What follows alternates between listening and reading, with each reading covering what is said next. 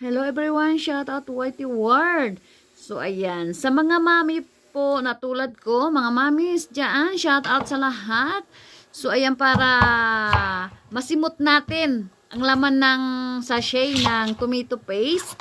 Ang gawin natin mga mamis, i-frozen po natin yon.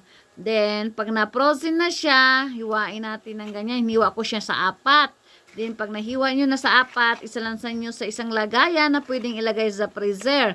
Then, pag nagluluto kayo, depende sa dami ng inyong niluto, o pwede kayong kumuha ng 1/4, 1/2, para, makatipid. Kasi, walang imposibleng walang matira dyan sa sashing iyan pag hindi natin pinrosen, mga mami. Pero, pag nakaprosen po siya at ginanyan natin, talagang walang matitira kahit konti. Talagang simot na simot ang tomato paste sa sachet. So, ayan, tingnan nyo mga mamis. O, wala siyang tira kahit konti, as in.